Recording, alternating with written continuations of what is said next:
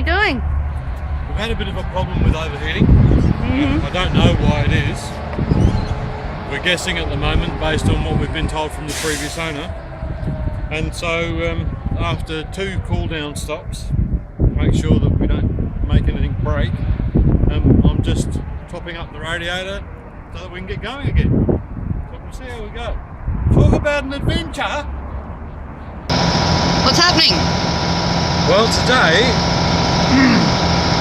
we've actually been in this park for 2 full days and 1 night. We're coming up to our 2nd night, and the reason was because, I'm not sure if I mentioned it in the last blog, but we had an overheating problem.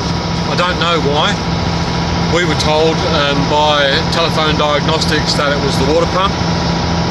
One of the chaps from a place called Penske came out and had a look at the truck and checked out the water pump and discovered in fact that it was in really good condition and that there was nothing wrong.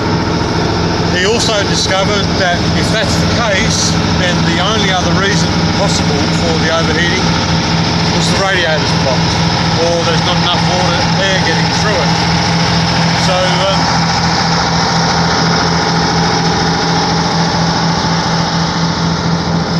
we're now in the process of making sure that the motor is flushed, that the radiator is flushed, and that we've done all that we can to clean the coolant system out and make sure that things can run properly from here on. Don't know, fingers crossed. We'll let you know how it goes in the next vlog, people. See ya. Well, this is a brief end note to our overheating saga. Wasn't clear during the journey. Wasn't clear, in fact, until we'd done a lot of investigation, spent a lot of money. Took a week nearly to cross Adelaide as a result, and ultimately discovered that there's nothing wrong with the engine, the radiator, the fan, or anything else. The housing of the right-hand side thermostat, looking at the motor from the back, and it seems that is the actual temperature sender unit for the temperature gauge on the dash inside the cab of the bus. That was broken. From the rear, 1 thermostat housing, right hand side other thermostat housing, 3 senders. This one's the capillary gauge up here. This one's the broken one, disconnected now.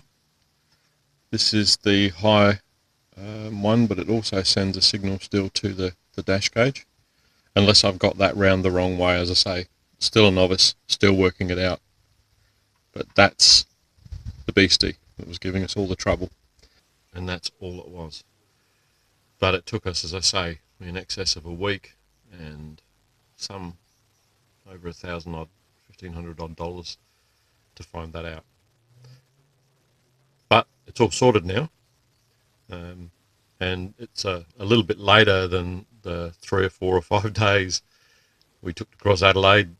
This all came about, in fact, over a month later, when we were parked at my friend's on the New South Wales Central Coast and had to get some new batteries installed.